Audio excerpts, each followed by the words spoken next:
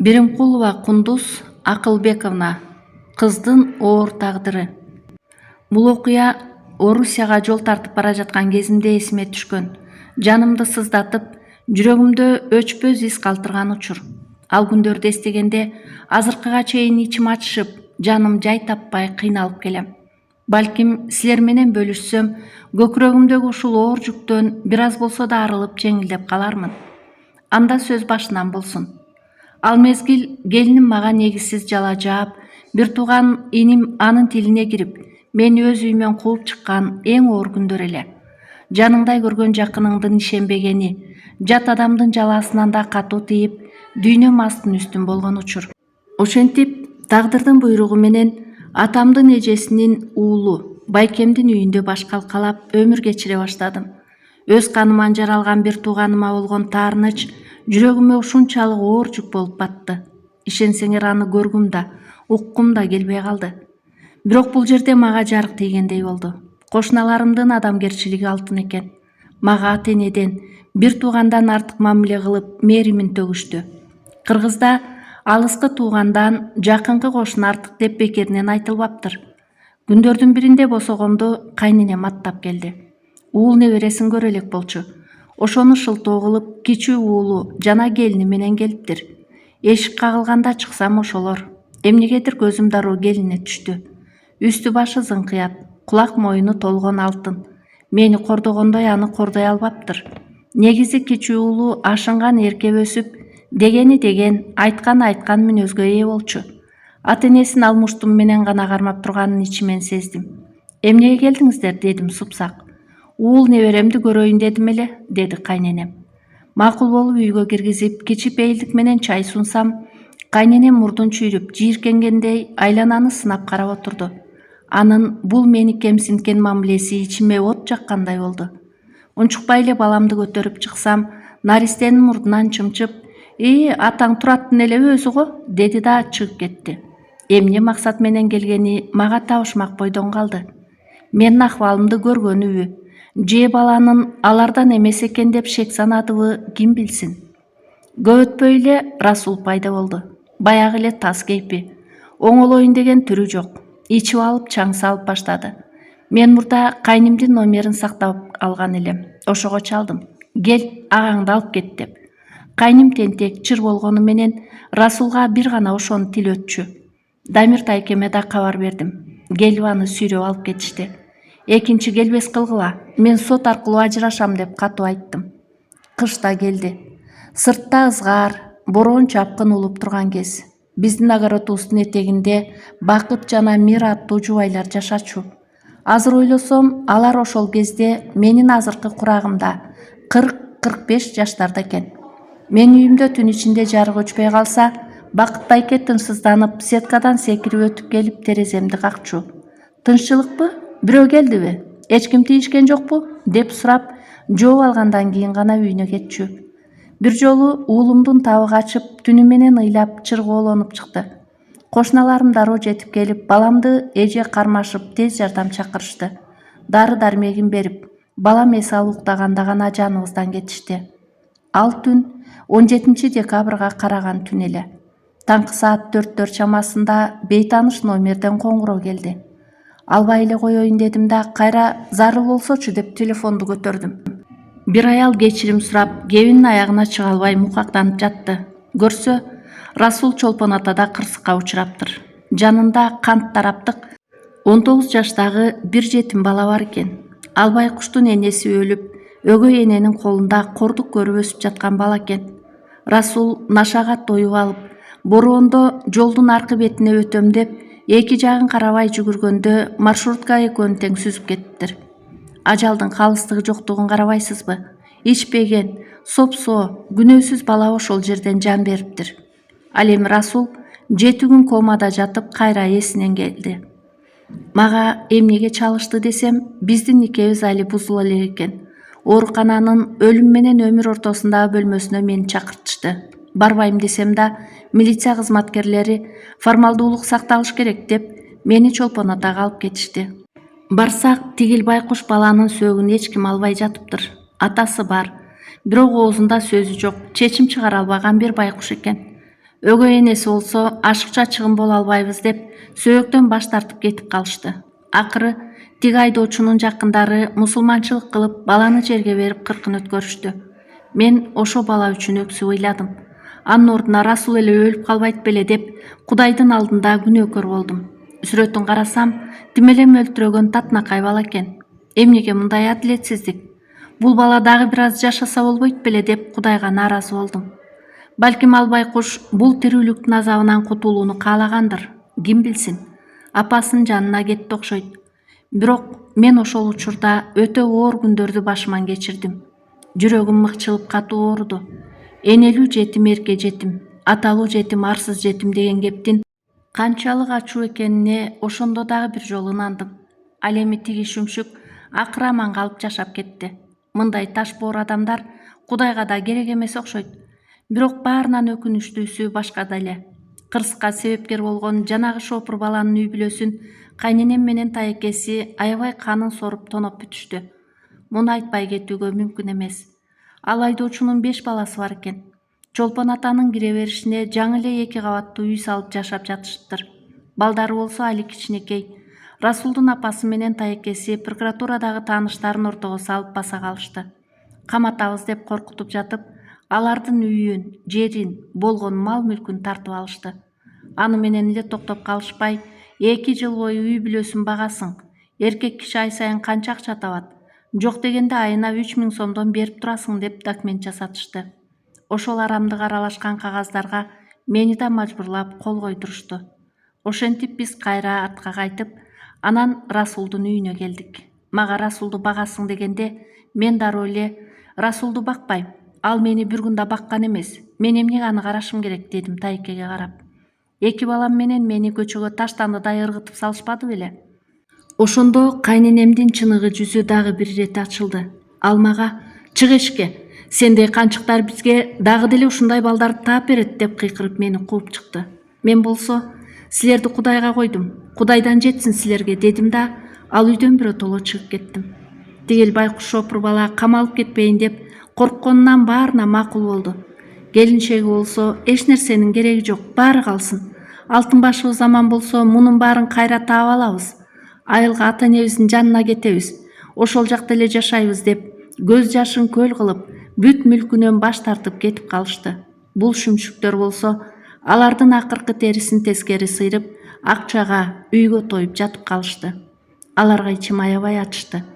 Эмне үчүн ушундай баңги, зулум адамдар үчүн сонун үй бүлөлөр бузулуп, 10 күнүнүн бир ачыл элек жаш бала өлүшү керек?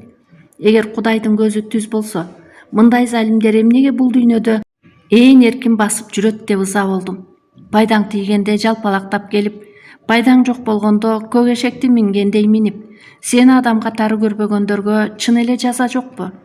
Кайненеме окшогондор жалган документ жасап, акча кармап, бул жашоонун жыргалында жүргөнү мени кыйнап жиберди. Мен ал үй бүлөдөн жападан жалгыз 2 баламды багып жатсам да, акча мага суудай керек болуп турса да, бир тоголок тыйын алган жокмун. Алардын ак мээнетине кол салып, көз жашына калгым келген жок. Ансыз да бүт баарынан кол үзүштү. Үстөккө босток болуунун эмне кереги бар эле? Мен акча менен байып кетип, жыртыгым бүтөлүп калбайт эле. Ошондон кийин мен турмуштун ар кандай сыноолоруна чыдап, тиричилик кылып жашап жаттым. Бир күнү үй ээси болгон байкем келип, дасторкон үстүндө отуруп, мага күтүүсүз сунуш киргизди. Бери, эгер ажырашам десең мен сага алимент өндүрүп берүүгө жардам берейин. Тигилерди карасаң, соо эле жүргөн баласын 1 топтогу майып деп жасалма документ бүтүрүп алышыптыр деди. Мен таң калганыман оозумду ачып калдым. Көз алдымда чуркап эле жүргөн адам кантип майып болуп калсын? Көрсө, бийлиги жана таанышы бар адамдар алимент төлөбөш үчүн ушундай ыплас жолдорго барышат экен. Байкем юридикалык жактан билимдүү, кыраак адам болгондуктан мага жол көрсөтүп, чогуу иш баштадык. Айыл өкмөтү, сот, ар кандай мекемелердин эшигин каккылап, арыз жазып чуркап жүрдүк. Анын чындыгында оорулуу эмес экенин далилдеген сүрөттөрдү, фактыларды сотко сунуштадык. Акыры болгону 500 сом алимент чектөө менен араң ажыраштык. Ошол учурда мага акчанын суммасы эмес, башымдын азаттыгы маанилүү эле. Балдар үчүн берген 500 сомуна деле кайылмын. Болгону ушул азаптуу турмуштан кутулсам экен деп тиледим. Албетте, азыркы заманда 500 сом менен 2 баланы багуу мүмкүн эмес экенин баары түшүнүп турду. Бирок алар ошол төмөндүккө да барышты. Баардык калптары ачыкка чыгып далилдене баштаганда кайненем коркуп кетти. Балам соттолуп кетпесин деп акыры 3 топтогу майыптыгына өткөрүп 500 сом алиментке макул болушту. Биз үйлөнгөндө бизге жазылган жер, суу, мал мүлктү да бар эле. Аны мурда эле бизге ажырашып, ары бери болуп жүргөндө кайненем документтерин жасатып, өзүнө өткөрүп алыптыр. Карабайсызбы кандуусун? Алдын ала эле эмне болоруна көзү жеткенин. Булардын жашар жашабасы белгисиз. Андан көрө өзүм деле калсын деген окшойт. Мен ага деле башымы оорутпадым. Баарына кол шилтедим. Мага болгону мүлк эмес, тынчтык керек. Болгону экинчи менин жашоомо киришпегиле, тынчымды албагыла.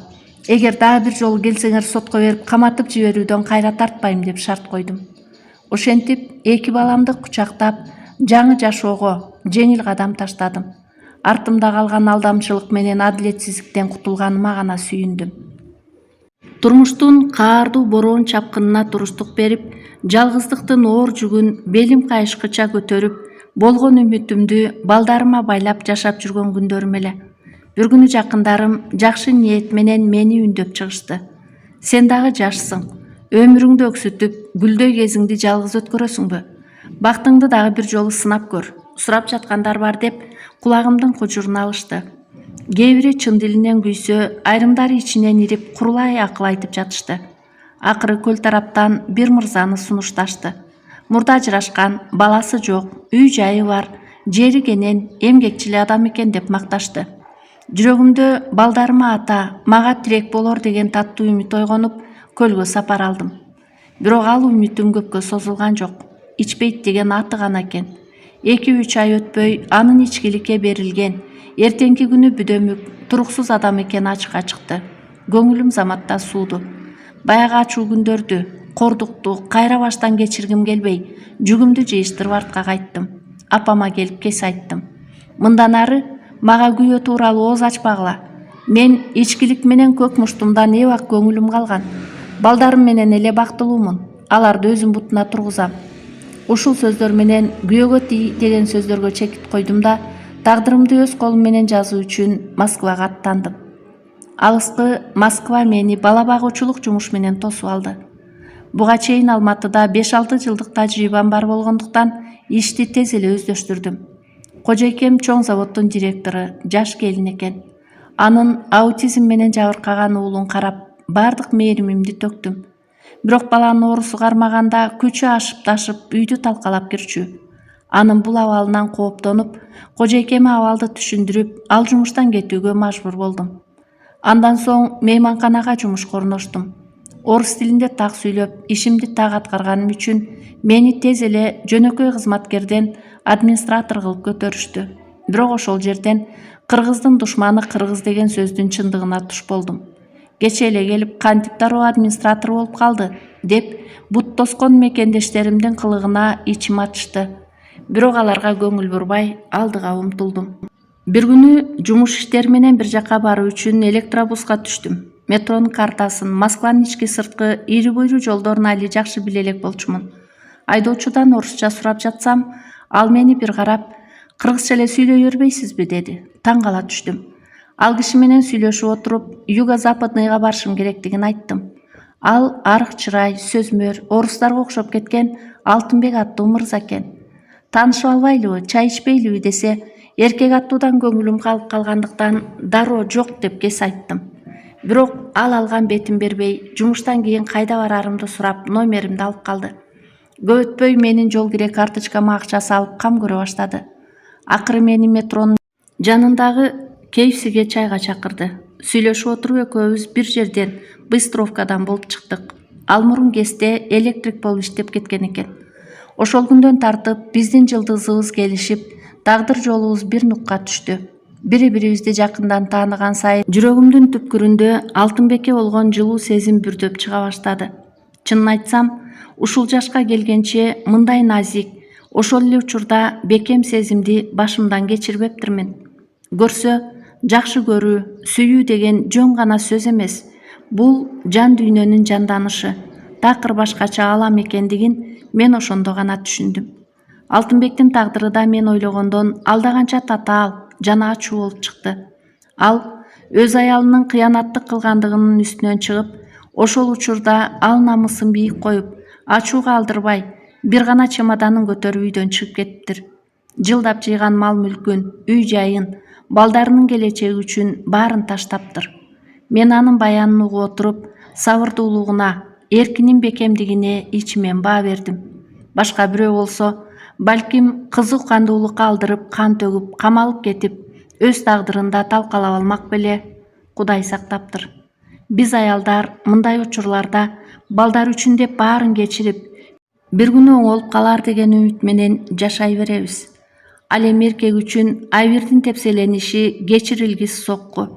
Алтынбек ошол соккуну көтөрүп, жашоосун жаңыдан баштоо үчүн Москвада 7 жылдан бери күн түн дебей иштеп жүрүптүр. Алтынбек менин жүрөгүмдү сырткы келбети менен эмес, ички адамгерчилиги, туруктуулугу менен, чексиз мээрими менен багындырды.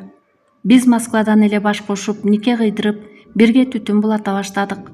Бул жолу мен эч кимден акыл сураган жокмун, эч кимден уруксат күтпөдүм. Бул менин жеке, аң сезимдүү чечимим эле. Бул кадамым үчүн бир да жолу өкүнгөн жокмун. Алтынбек алгачкы күндөн эле менин балам, сенин балаң деп бөлбөй, балдарыма чын дилинен аталык мээримин төгүп, материалдык жана моралдык жактан зор көмөгүн көрсөтө баштады. Анын камкордугу менен жараланган жүрөгүмө даба, жашоомо жарык алып келди. Кийин мекенибизге Кеминге кайттык. Алтынбек колунан көөрү төгүлгөн чебер экен. Үй жайды гүлдөтүп салды. Балдарыма накты аталык мээримди берди. Бирок бактыбызга кара булут каптап, Алтынбектин биринчи никесинен болгон 2 кызы тең бир күндө жол кырсыгынан каза болушту. Америкада иштеп келишкен, турмушка чыккан, артында калган балдары бар эле. Апасынын туура эмес тарбиясынанбы, атасы менен катышпай кетишкен экен. Ошол оор күндөрдө мен Алтынбекке тирек болдум. Бардык кем карчын биз көтөрөлү деп топтогон акчабызды аябай, кыздарды акыркы сапарга узатып, Боролдой айылына, өз ата журтуна сөөгүн жерге бердик. Сөөктөрдү моргдон алууда, жерге берүүдө башында турдум. Анын мурунку аялы мага ич дардык менен карап турса да, мен ага теңелген жокмун. Менин милдетим жолдошумдун кайгысын тең бөлүшүү эле. Анын ата-энеси мени жылуу кабыл алганы мен үчүн чоң кубаныч эле.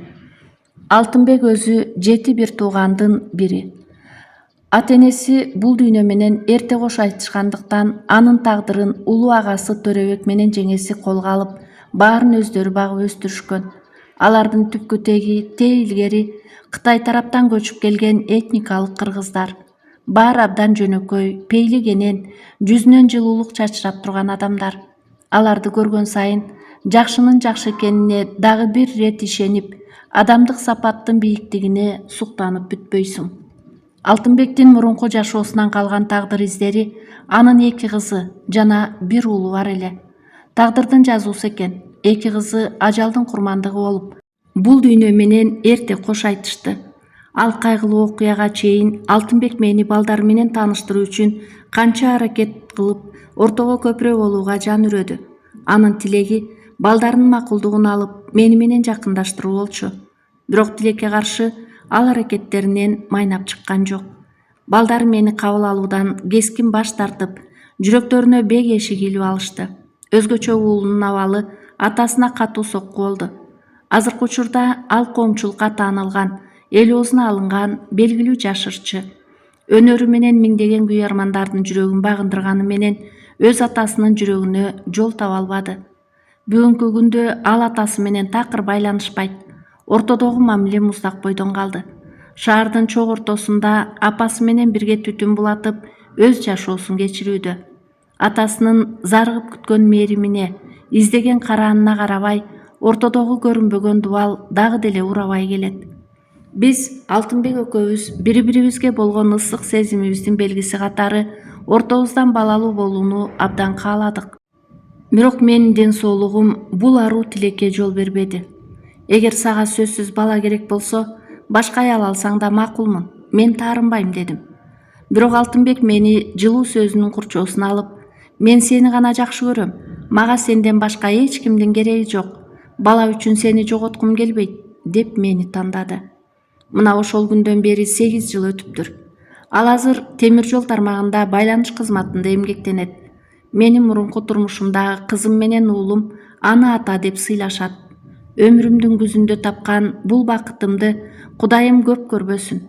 Анын адамдык сапатына, мээримине күндөн күнгө тойбой бактылуу жашап келе жатабыз. Уул кызым да эстүү чыгышты. Алар окуп иштеп, өздөрүнөн өздөрү камсыздашат. Каникул учурунда СММ тармагын окуп алышып, азыр сабактан тышкары жарнама жаатында иштешет. Кызым жакшы туристтик компанияда эмгектенет. Жакында эле өз маңдай тери менен тапкан каражатына унаа сатып алып, баарыбызды кубантты. Айланамдагы адамдардын тагдырына көз чаптырсам, кээде турмуш эң катаал сценарист экенине ынанат экенсиң. Менин жашоомон өткөн адамдардын бүгүнкү абалы тууралуу айта кетсем. Мурунку жолдошум, ал менден кийин бактын таппады. Кайрадан үй бүлө куруп, балалуу болуу бактысы ага буйрубаптыр. Азыр ичкиликке берилип, көчөдө калган селсаякка айланганын угуп, таба эмес, тобо кылам. Апасы экөө бир батирде күн кечкирип жатышат экен. Бир кездеги максаттардын ордуна ачуу суу гана ээлеп алганы өкүнүчтүү. Кайынсиңдим да жашоосунда көп каталарды кетирди. Самат менен ажырашкандан кийин бактысын издеп Казакстанга кетип калган. Бирок ал жакта алдамчыга жолугуп, кордук көрүп, 2 балалуу болуп, акыры кайненем ортого киши салып, аларды азаптан куткарып чыкты. Балдарынын күбөлүгү да жок болгондуктан 1001 аракет менен Кыргызстанга алып келишти.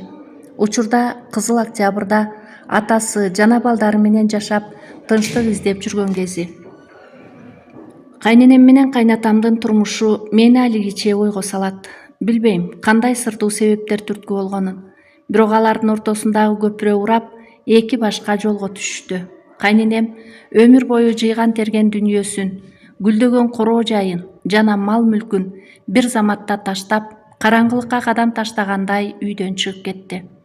Азыр ал Быстровкада 2 бөлмөлүү тар батирде уулу Расул менен күн кечирет. Бирок ал жактагы жашоосу бейпил десем жаңылышам. Расул болсо ичкилик менен баңгизаттын кулуна айланып, эс-мас абалында ар жерде кулап, жыгылып калганын угабыз. Кайненемдин бүгүнкү тагдыры ошол уулунун азабы менен арбашып жүргөн кези. Ал эми кичүү кайнымдын дайыны жок, белгисиз тарапка жоголуп кетти. Мен кайненемдин бул кадамдарын түшүнө албай таң калам. Бул акылдуулукпу же акылсыздыкпы? Жерден ийилип чырпык сындырбаган, кайнатама тытынып иштеп тапкан байлыктын баарын таштап кеткенине акылым жетпейт. Бул алардын ортосундагы өчпөс сүйүүнүн бир белгисиби? Же убагында кетирилген чоң катанын кесепетиби? Бул суроо дагы деле табышмак бойдон калууда. Иним Кубат 4 кыздын атасы болду. Келиним сөзсүз уул төрөйм деп тилек кылып жүрүп, биринин артынан бирин кыз төрөдү. Бирок тагдырдын жазуусу башка экен. Эң кичинекей кызыбыз ДЦП менен төрөлүп, майып болуп калды. Азыр баарыбыз ошол наристеге каралашабыз. Кээде бул ата-энесинин кетирген каталары үчүн берилген жазабы деп ичимен сызам. Келиним мурункудай кекирейбей, бир аз басаңдаганы менен көнгөн адат калабы, уйга жүгөн салабы дегендей мүнөзү түп тамырынан өзгөргөн жок. Кубат болсо азыр жашоого нааразы, аргасыздыктан гана күн кечирип жүргөндөй сезилет. Эжем Кемин районунун Чымкоргон айылында турат. Ал өмүр бою аракеч күйөө менен жашап, турмуштун көп соккусун жеди. Бирок меникине окшоп, көк ала койдой сабаган учурлары болгон жок. Жездебиз ичкени менен эч бир оокат тириликке аралашпай жөн эле жүрө берчү. Азыр Кудайга шүгүр, балдары чоңоюп, эжемдин жашоосу кыйла оңолуп калды. Кудай балдардан айтсын деп, балдарынын сыйына бөлөнүп жашап жаткан кези. Агамдын 4 кызы бар. Алар учурда Орловкада бакубат өмүр кечиришет. Кыздарынын баары турмуш жолун аттанып, очор бачар болушту. Мен алардын ар биринин жакшылыгына күбө болуп, кубанычын тең бөлүштүм. Бирок тагдырдын тамашасын караңыз. Агамдын эң кенже кызынын тагдыры кудум меникиндей болуп калды. Анын көз жаш менен өткөн күндөрүн көрүп, зээним кейийт. көрсө адам баласы бардык нерсени өз башына түшкөндө, өз жон териси менен сезгенде гана башканын абалын түшүнөт окшобойбу? Кээде жеңем, биз анда жаш экенбиз, жашоонун тереңдигин аңдабай сени көп капа кылдык, ошол күндөр үчүн бизди кечир деп өкүнүп калат. Ал эми бул дүйнөдөн өтүп кеткен агаларымдын үй бүлөлөрү тууралуу айтсам, улуу агамдын артында калган үй бүлөсүнөн кабар жок. Бирок 3-агамдын артында калган үй бүлөсү бар. Жеңем башка турмуш курган жок. Жалгыз уулун тирегим деп чоңойтту. Анын уулу менин уулум менен тең. Өз алдынча үй алып, учурда турмуштары түзүк. Атам болсо азыр 85-тин кырынан ашып, кулагы жакшы укпай калды. Учурда кенже инимдин колунда. Колуман келишинче барып кабар алып, жардамымды аябайм. Эң эле өкүнүчтүүсү, атам менен апамдын ортосунда эч кандай жылуулук калбаптыр. Бир үйдө чогуу жашаганы менен бейтааныш адамдардай, жат кошуналардай муздак мамиледе болуп калышканы жүрөктү оорутат. Өткөн күндөрүмө кылчайып карап эч өкүнбөйм. Себеби мен эч кимдин ала жибин аттаган жокмун. Тагдырдын сыноолоруна моюн сунбай, жашоомду оңдоо үчүн жан үрөп, жалгыз башым менен күрөшүп келип, Кудайга шүгүр, бүгүн бакубат турмушка жеттим. Учурда 46 жаштын кырын ашып, үй бүлө чогунун ээсимин. Жолдошум өзүмөн 16 жаш улуу болсо да, ортобузда сый урмат бар. Анын сүйүктүү жары, балдарымдын мээримдүү энеси болуп, алардын бактысын тилеп жашап жаткан учурум. Бир гана көкүрөктү өйгөн өкүнүч, жолдошумдун уулунун биз тарапка так ыргаттабаганы. Качандыр бир күнү ага түшүнүп киргенде, атасын издеп келер деген үмүтүмдү үзбөйм. Жолдошумдун уулуна болгон арманы ичинде калып кетпесе экен деп тилейм. Бул жашоодо мен бир нерсени терең түшүндүм. Заман өзгөрдүбү же адамдарбы билбейм. Ата эне деле колунда бар баласына көбүрөөк ыктап көзүн карайт окшобойбу? Чымчыкта уясынан оорулуу баласын өлүмгө кыйып түртүп чыгарып коет деген ачуу чындыктын өзөгү бар сыяктуу. Эгер колуңда жок болсо, сага эч ким күйбөйт экен. Ошондуктан инсан үчүн эң биринчи өзү, андан кийин гана башкалар турушу керек. Сиздерге айтарым, биринчи кезекте өзүңүз үчүн иштеп, эмгектенип, бутуңузга бекем туруңуз. Ошондо гана башкаларга жардам берүүгө чамаңыз жетет. Акча колдун кири дегенибиз менен бул тирүүлүктө бардык нерсе келип эле каражатка такалат экен. Эне байкуш кантсе да энелик кылып, балдарына жардамын аябайт. Бирок өмүрлүк жолдошунан колдоо болбосо, аял кишинин колунан көп нерсе келбей тура. Апам байкуш балдарымды карап бергени болбосо, мага башка чоң жардам бере алган жок. Ошол кездерде мен кандай гана кордуктарды, кандай гана кыйынчылыктарды көрбөдүм. Эми ал күндөр артта калды, баары өтүп кетти. Азыр эстесем, бир көз ирмемдей сезилет. Бирок ошол азаптуу күндөрдүн изи жүрөгүмдө айыкпас дарт, өчпөс так болуп кала берди. Өткөн күндөрүм айыкпаган жүрөк дарты, бирок бүгүнкү бактым ошол дарттын дабасы. Урматтуу угарман, бул чыгармадан жаш кыздын ата эне мээримин көрбөй, өзү турмуштун оор соккусуна кабылганына карабай, чыныгы ак ниет, адал эмгектен качпай, сабырдуу болгондугу үчүн ушундай бактылуу күнгө туш болду.